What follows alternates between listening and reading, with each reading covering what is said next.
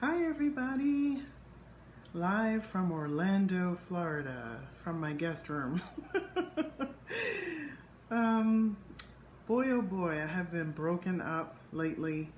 I have a sling on, dealing with a pinched nerve in my shoulder on top of my regular fibromyalgia pain, but it's all the way down my arm, and so I also have my brace on. If you can see my hand brace for my carpal tunnel. So I think what is happening is almost like tennis elbow, like with typing so much, typing, swiping, clicking, everything that you do in your everyday life, from your phone to your computer. And it's just excruciating. And so I've had a rough week and a half, for sure. So hope everyone is doing well. And I look crazy today. I just flat ironed my hair and left it. So just too bad. This is it. This is all you're getting. This is all you're getting. I'm not a hairstylist. So I have been trying for a long time to find a chapter in my psychological thriller, Killer's Reflection. And I have not, I really can't find a really juicy one that does not have X-rated stuff in it.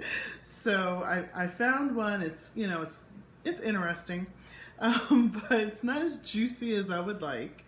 But it just kind of gives you an idea of the mindset of Douglass Coleman. So the book follows him from childhood all the way through to adulthood. It shows all his crimes and how the police were constantly on his tail. And they finally, catch up with him. So this is just one instance.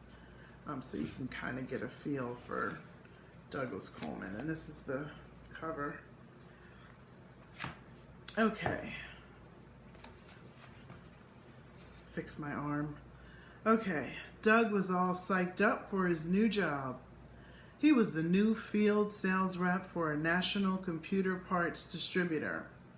His job was to visit the sites on the list provided by his district manager, create a proposal to upgrade their old equipment, add the new hardware components, and present a price that was competitive and fixed. Shit, I can do this job with my eyes closed and my hands tied behind my back, said Doug, as he admired himself in the mirror. Doug had moved out of his mama's house for the last time and used a buddy's truck to move his stuff to his cousin Malik's house in central New Jersey. He had a futon in the basement that he could use until he got on his feet. As far as transportation, his new job came complete with a company car, the perfect setup for his fresh new start in life. Money, cars, and of course the hose. Doug chuckled to himself as he thanked his cousin Malik for the ride to his new job. The corporate campus was indescribable. Approximately 10 buildings in all, designed with mostly glass windows from the floor to the ceiling, waterfalls and fountains outside and inside, a full gym, cafeteria, and dry cleaners on site. Doug was on cloud nine as he walked with a spring in his step to the main reception desk in the lobby. As the 5'4", 23-year-old young Latino woman looked up to address Doug, he found himself blushing. Petite as she was, he could not help noticing the deep cleavage pressing against the top button of her freshly starched white shirt. She was surely wearing a push-up bra, and her hair was long and wavy and cascaded over her left eye in a seductive kind of way. She was gorgeous. The young woman asked him again who he was there to see, and Doug responded with his famous smile and added a wink. It was only when she handed him his temporary badge that he noticed the ring on her finger. Oh well, you win some, you lose some, he thought to himself.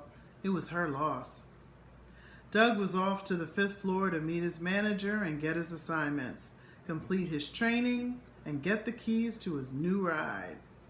It was the perfect day in a perfect life until his cell phone rang. "Is this Douglass Coleman Jr.?" asked the voice on the other end. "This is he. Who's calling?" Doug responded casually.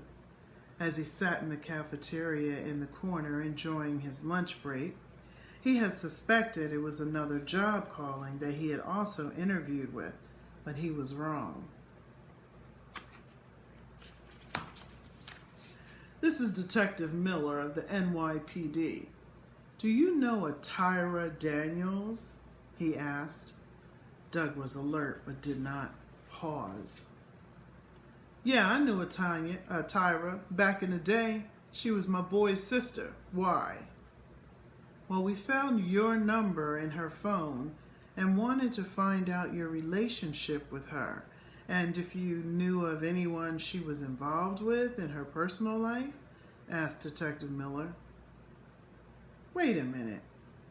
Why were you in Tyra's phone? What is this about? Did something happen?" he asked with a growing concern. Doug was used to playing this role. Even his brow was furrowed. He used his voice when one of his women accused him of cheating on them. "Sorry to inform you, sir, but Tyra is dead. Her body was found in her apartment a couple of weeks ago. She was sexually assaulted and strangled. It looks like someone broke into her apartment and roughed her up pretty good," he explained in more detail than was necessary. "Oh my God, this is horrible. She called me a few times to try and hook up, but I wasn't interested. She was my boy's sister, I couldn't do that. But I'm sorry to hear about her death," Doug replied sadly.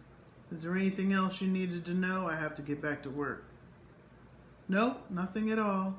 Thanks for your time, Mr. Coleman, and sorry for your loss." The call was disconnected and Doug took a breath. Whew. He proceeded to the men's room and splashed his face with cold water. "What had I done?" he mumbled. He had to pull himself together and forget the past. This was his fresh new start. He would change his cell phone number as soon as he got home from work. That's it. Just another one of his victims. He's moving on, starting fresh. Maybe even change his name, change his cell phone number, and he just moves on. Check it out. A Killer's Reflection. It's pretty deep. Hope you enjoyed today's reading, and I hope you have a fabulous rest of your weekend. See ya.